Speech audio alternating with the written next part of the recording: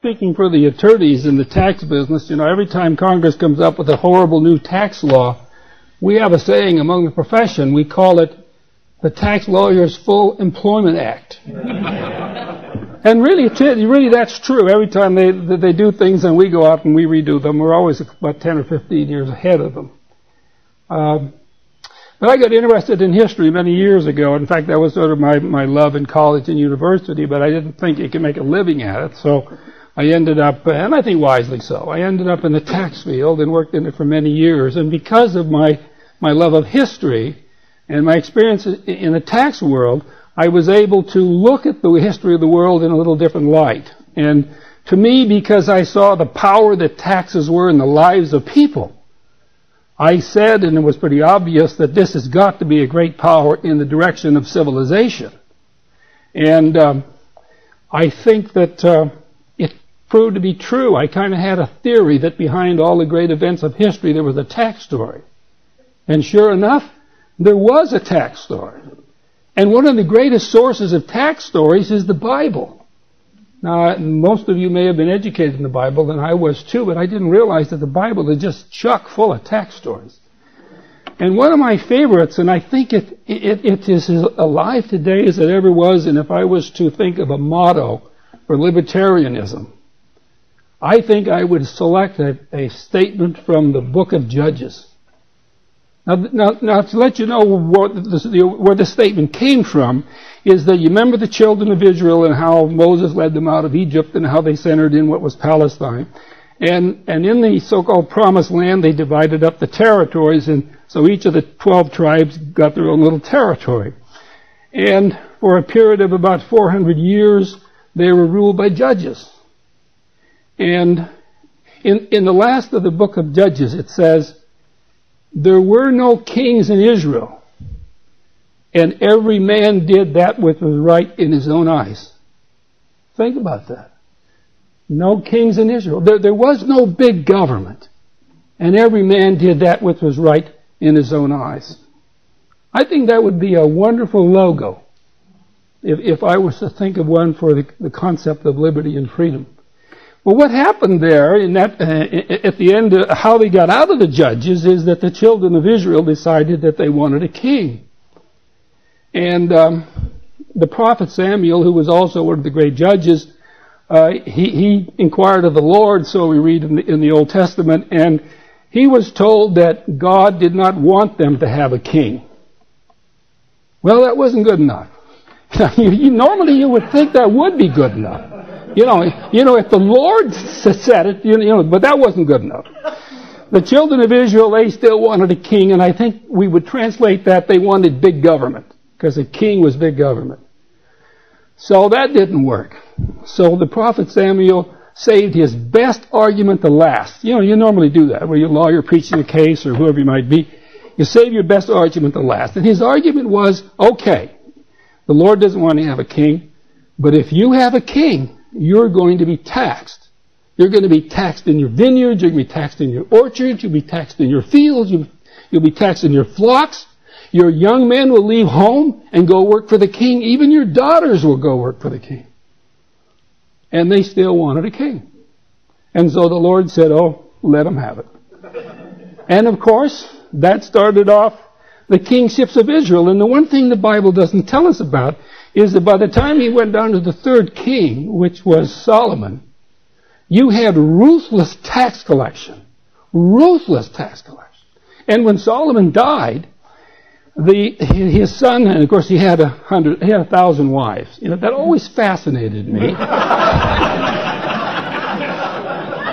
What really fascinated me is in the Song of Solomon, which and in his Proverbs, which are somewhat attributed to him, he mentioned that for all these wives he had, he couldn't find a good one in the whole lot. Now, if you had 1,000 wives, you realize it would take you 3 years to make the rounds at one night apiece? How in the world could he say there wasn't a good one in the low? He never had enough exposure to know if he had a good one. Well, he died. Now, Yeah, that was probably the reason.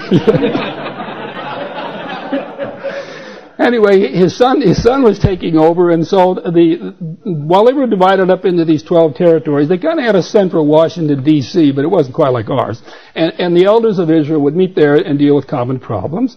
And so they've invited his son to come, who was going to become the new king, and they wanted to know what his tax policy was going to be. And they counseled him to be gentle, sort of like George Bush, wise and gentle type. And he said... You remember, he said something about the government's going to be nice, in my next term. But anyway, so they counseled Solomon's son, to take it easy, that the old man had been kind of tough on everybody. So he said he'd think about it for 3 days. And so in 3 days they assembled back, and okay, what's the answer? And he said, my father used to collect taxes with whips. And this is the first indication we have of what life was under Solomon's tax system. He said, but I'm going to collect taxes with scorpions. Now, a scorpion is a whip that has a metal barb on the end that rips your flesh. The IRS was bad.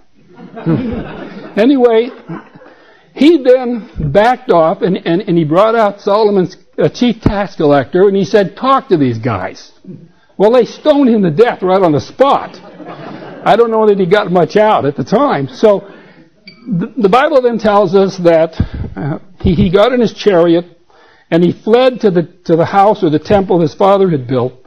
And the elders of Israel said that no son of David will ever rule over us. And that became the separation in the Old Testament of the division of the kingdom. The kingdom of Judah, which was very small, ruled by the sons of David, and the other 11 tribes that had the kingdom of Israel. So we read these wonderful stories in the Bible, and sometimes we don't realize that they're tax stories. And there's tax stories everywhere. In fact, there's hardly anything that doesn't have a tax basis to it. And I think that most of us are angry about taxes. I noticed that I was. Maybe that's why I ended up in the profession. But if you think you were angry about taxes, you ought to see how your ancestors were. I mean, you guys are a bunch of softies. You have no idea how tough your ancestors were. And I don't care whether you're French. Now, let's take the French Revolution, for example. We all know they chopped off the head of Louis XVI, and they chopped off the head of his queen, and she said, let him eat cake. You know the various stories that you hear. What most people don't know is that the revolutionaries were so angry, they took the whole tax bureau, and they hauled them down to the guillotine, they cut all their heads off.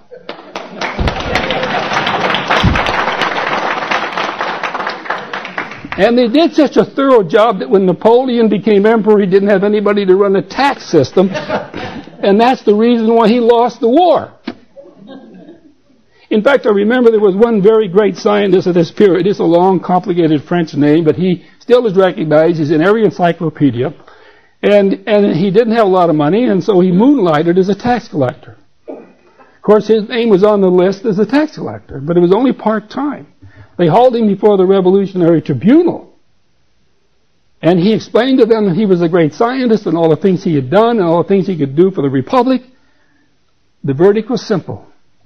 The Republic has no need for geniuses. And they cut his head off. Now that was the French Revolution. The American Revolution, we all know it was a great tax revolt. It was a remarkable tax revolt. And I think that you have to get the feeling of how these people felt about taxes. And one of the man who was often considered the great voice of the revolution, I want to read you a little statement that Thomas Paine said. He defined taxes. Now, Thomas Paine wrote these little pamphlets, and George Washington thought they were so good that he had them printed and distributed at winter quarters. And one of them was called Common Sense. And Common Sense says that government at best is a necessary evil.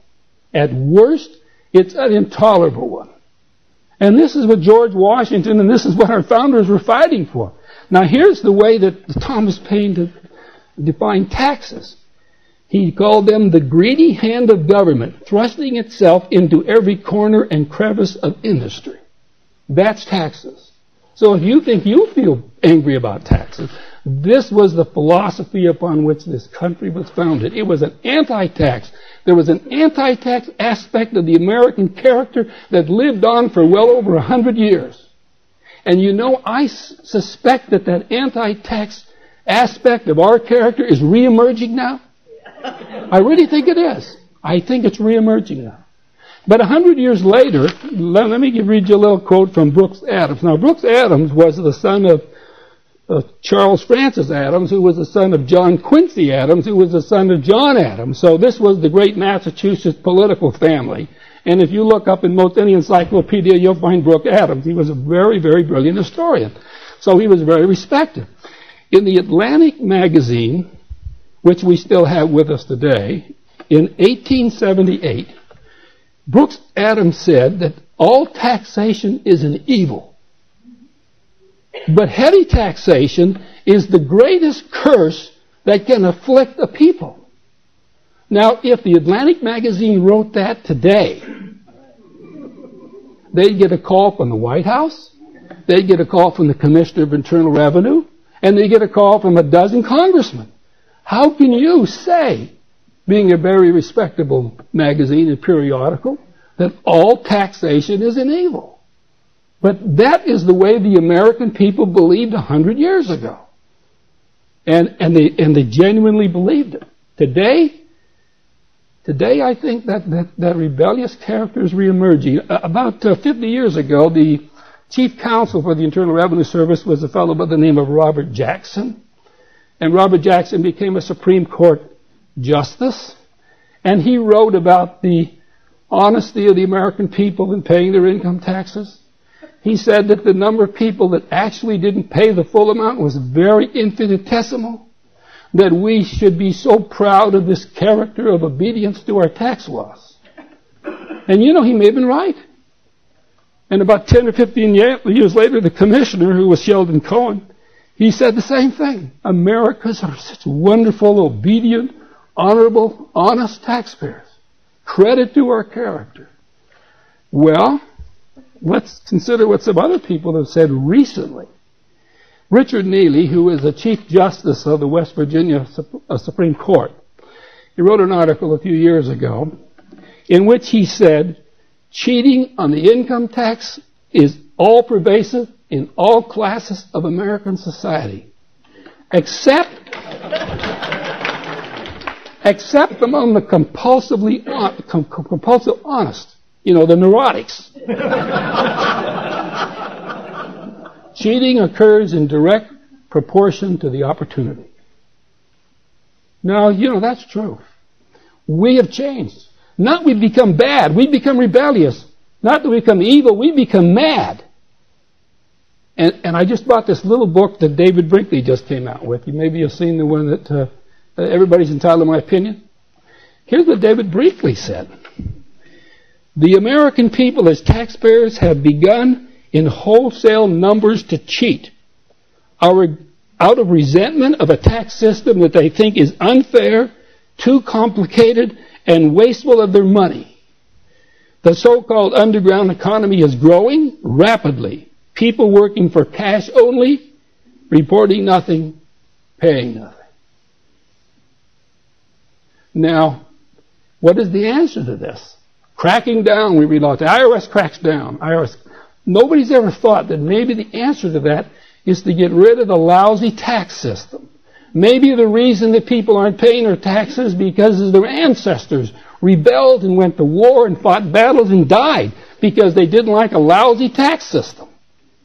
And yet our government seems to think that the solution is to bring in a state that is reminiscent of the worst dictatorial states that we've had in this century. Now let's go back to how we got this lousy tax system, the dirty, rotten income tax. We should have said dirty, rotten income tax. We know it came by a constitutional amendment, and the amendment was adopted in 1913, and immediately there was a tax law introduced. I like to think of the generations of Americans who gave us the income tax as a generation of idiots.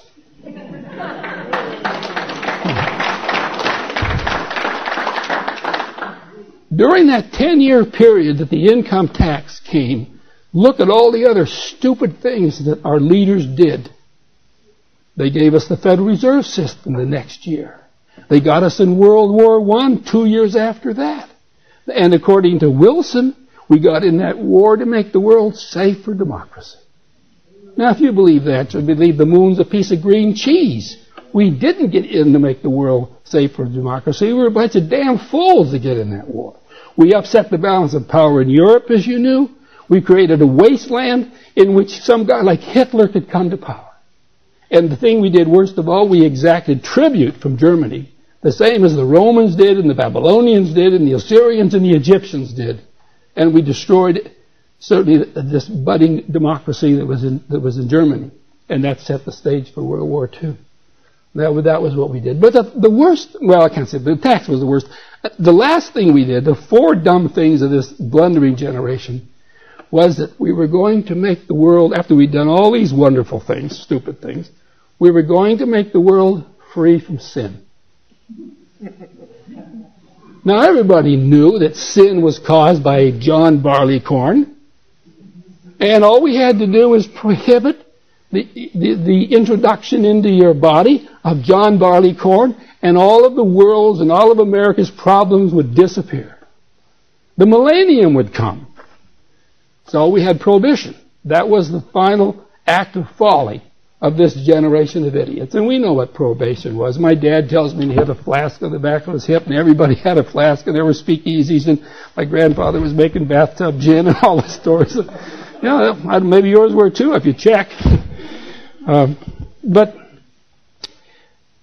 I would say if I was to personify history and maybe add to him, well, let's say history we'll picture him as an old guy with some beard but very wise, and his right hand aide is a woman, and she's the goddess of liberty. And I think that if they had been on the scene in 1913, they would have said to the Americans, no, you damn fools. Don't you know what history teaches about an income tax? How can you be so dumb as to put this in place and put it on your children and your grandchildren? How could you do this? And this reminds me of the children of Israel under Samuel. We want an income tax. We want a big government. And even God had probably said, if God had appeared in 1913 and told the American people not to have an income tax, I think they'd have had it anyway. Now, why would they have it? Because the income tax was to be class legislation against the rich. Only the rich were going to pay the income tax. The top 2%. Now, do you remember the top 2% a few years ago? You remember when Clinton said he was going to, in this new tax, only the top 2% were going to pay? Exactly 100 years before, that was the argument. Well, as it turned out, as you know, it brought to truth a Russian proverb or parable that my wife's a Russian. She's always quoting these things. And one of their proverbs is that do not dig a ditch for your neighbor to fall into, lest you fall in yourself. And that's exactly what happened with the income tax. We ignored the founders. We ignored 3,000, 4,000 years of history. And we dug the ditch for the rich, and they were going to pick up the whole tab, and they were going to pay for the federal government, and the farmers and the workers and the middle class would get a free ride on the rich. So, why not?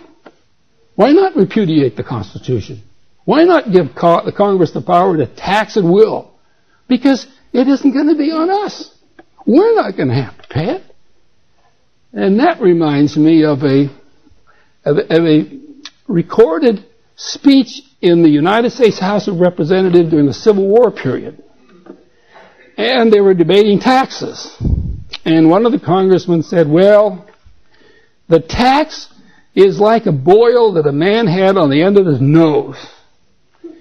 And he kept complaining about the boil on the end of his nose. And one of his friends and buddies got tired of hearing about it. He said, well, where else would you rather have it?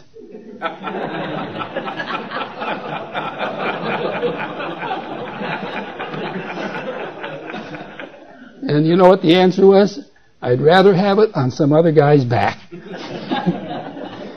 And that is 5,000 years of tax history in one little funny story.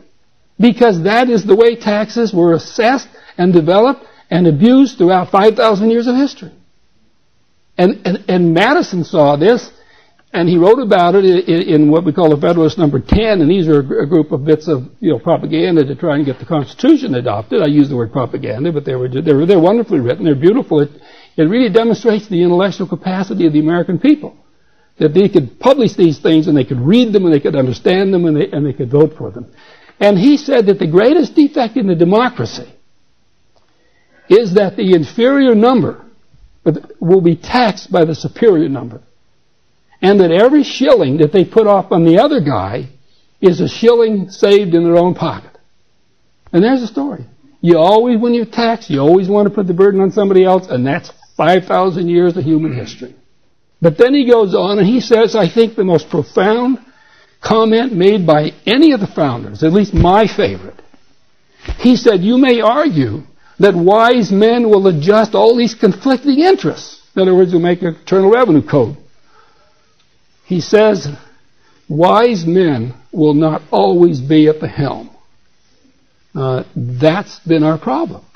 Wise men have not always been at the helm. As a matter of fact, we have hardly ever had any wise men at the helm.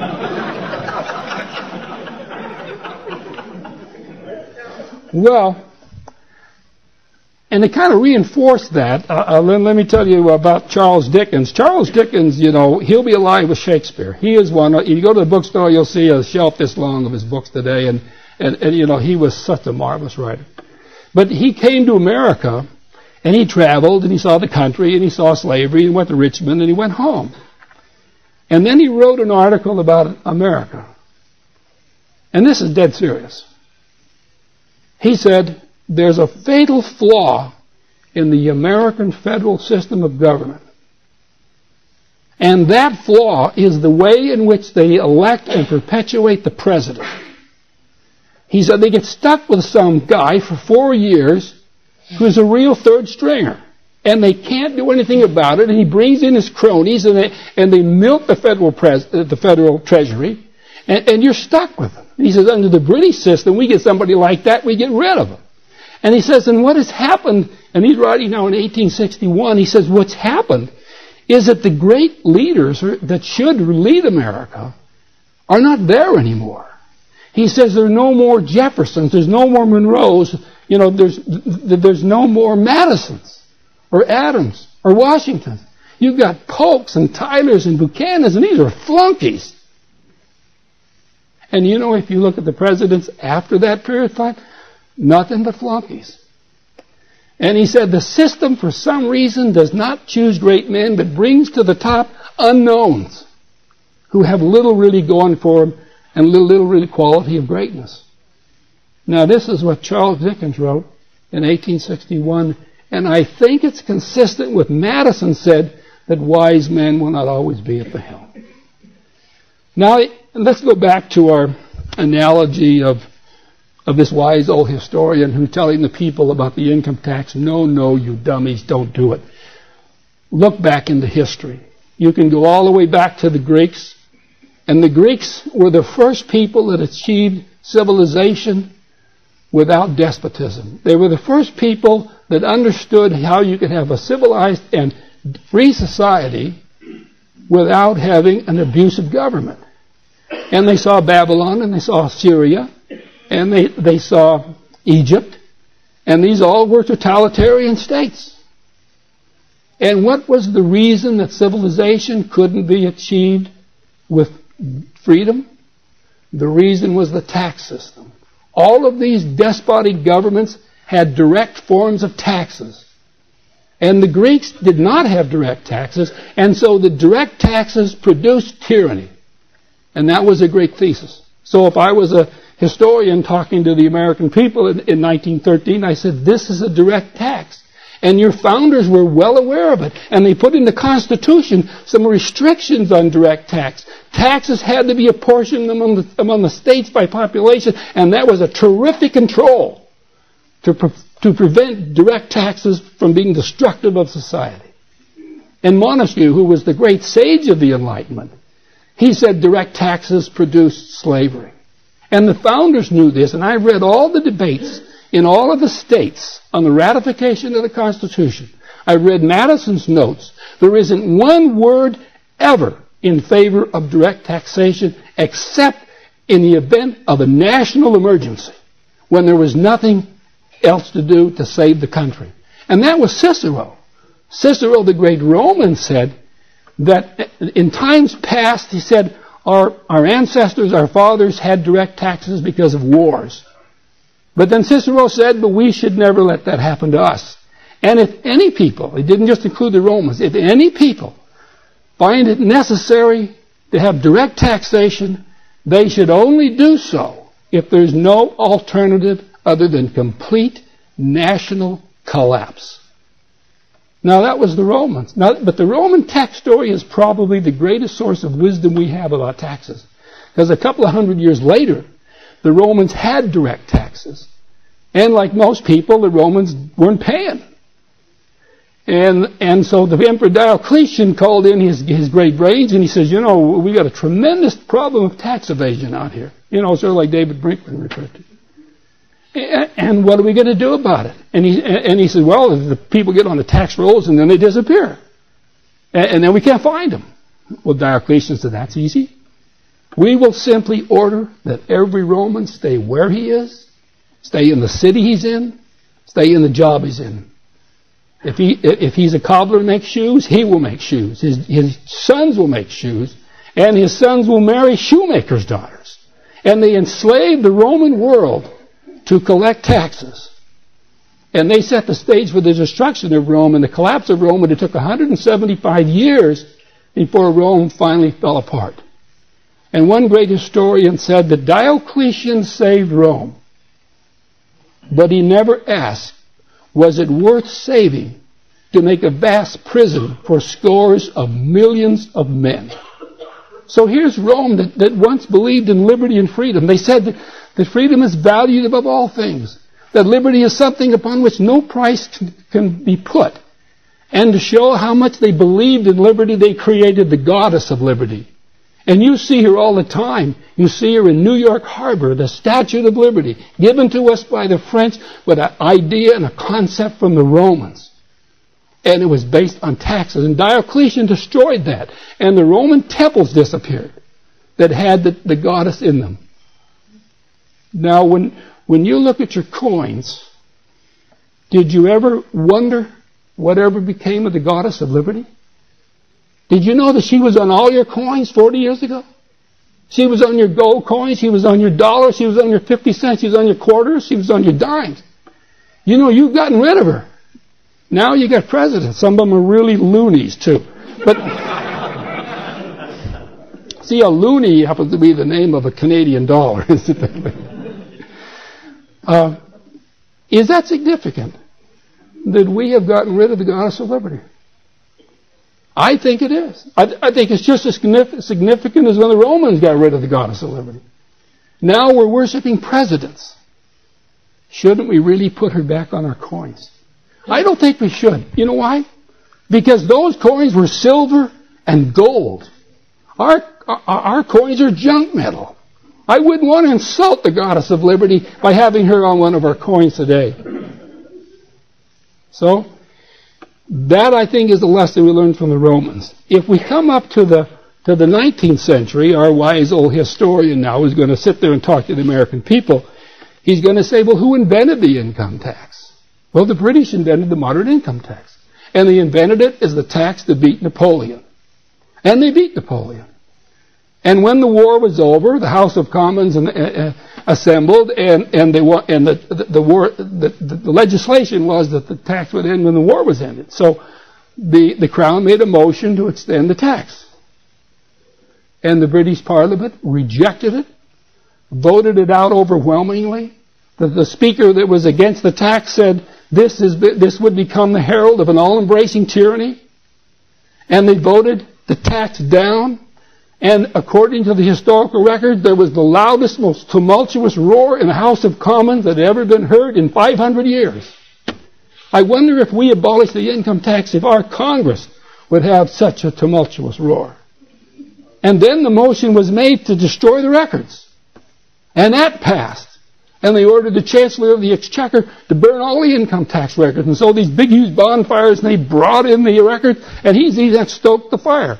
And that would be like the Commissioner of Internal Revenue.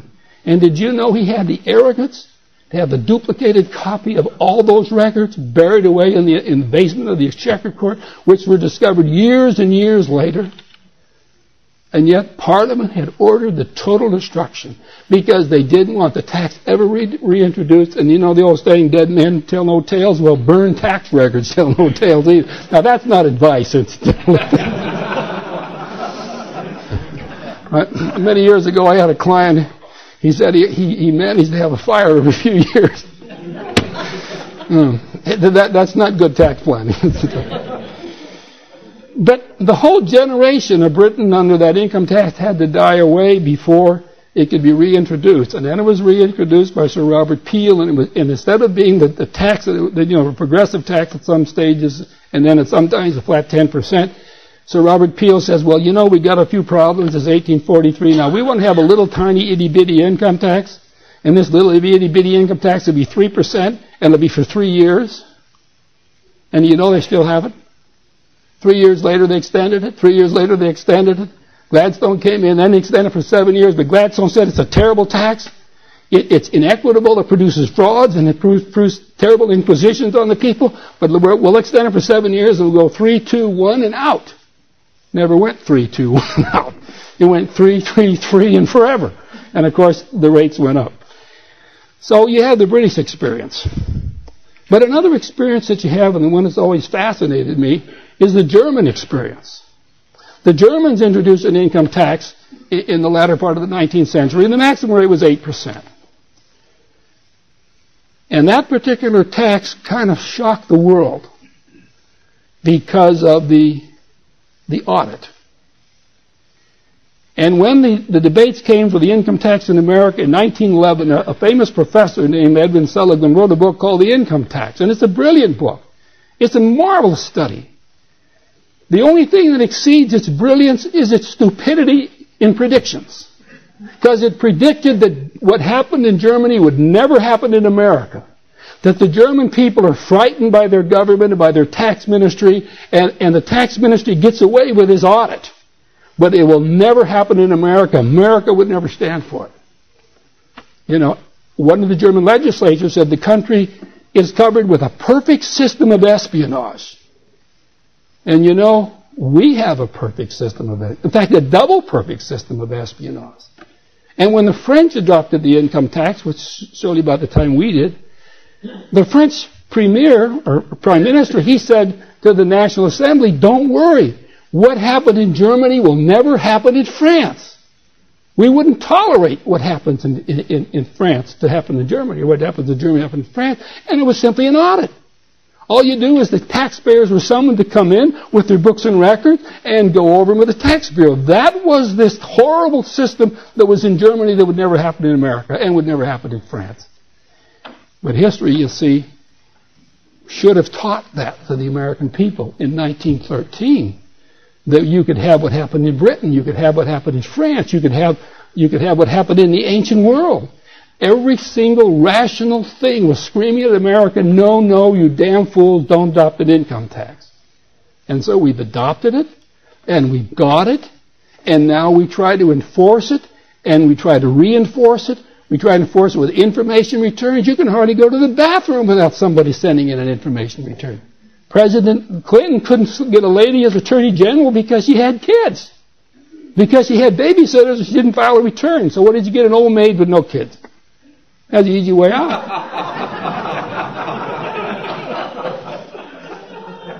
Well, suppose you're a little lazy and the high school sophomore comes down, mows your lawn on Saturday afternoon, got to file 6 forms for him. So what do? You buy one of these fancy motor jobs and you do it yourself. It isn't worth the trouble to file all the tax return. We photograph everything that goes to your bank account. No nation in the world does that.